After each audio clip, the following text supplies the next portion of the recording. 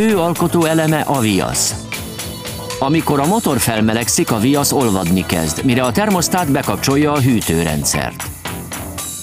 A viasz azért olvad gyorsan, mert rezet, grafitot és alumíniumot tartalmaz. Ahogy a viasz cseppfolyóssá válik, a térfogata megnő. A nyomás elmozdít egy csapot, ami kinyitja a szelepet, és megindulhat a hűtőfolyadék áramlása. Miután felhevítették és belekeverték a porokat, a viaszt öntőformákba teszik. Az anyag fél óra alatt szilárdul meg. Ezután kiveszik a darabokat és szemcsésre darálják. A szemcsés viasz a kapszulapréselőbe kerül, ugyanabba a gépbe, amit a gyógyszeriparban is használnak, és ami jelen esetben henger alakúvá alakítja az anyagot.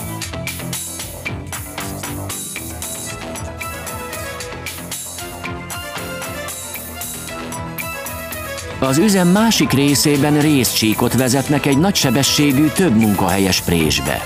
Az egymás után következő présekben alakítják ki azt a részburkolatot, amibe a viaszhenger kerül.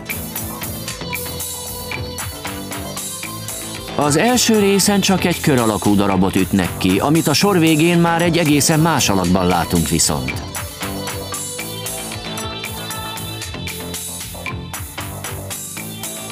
A burkolatok egy automata összeszerelőbe kerülnek, ahol mindegyikbe egy henger kerül.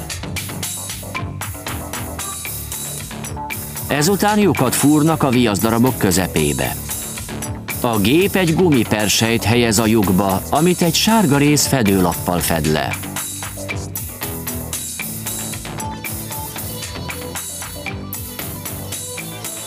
A viaszházat végül lezárják. A gép behelyezi a rozsdamentes acélcsapot, ami a hűtőfolyadék szelepét fogja nyitni és zárni. A csap a gumipersely közepébe kerül.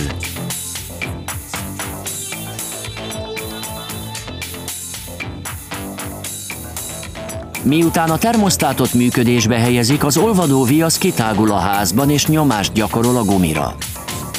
A csap elindul felfelé és kinyitja a hűtőszelepet. Most arra a hőmérsékletre melegítik fel az alkatrészt, aminél meg kell kezdeni a motor hűtését. A kalibrálást végző gép addig szorítja a házat, amíg a csap kiemelkedik és kinyitja a szelepet. Az alkatrészek most abba a gépbe kerülnek, ami magát a szelepet helyezi el.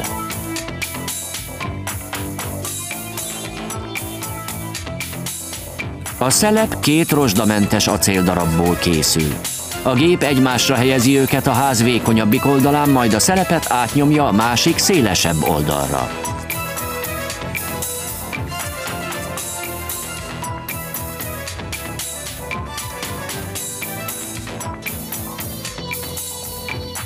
Bal oldalon látható a szelep nélküli darab, jobb oldalon pedig a szelepes.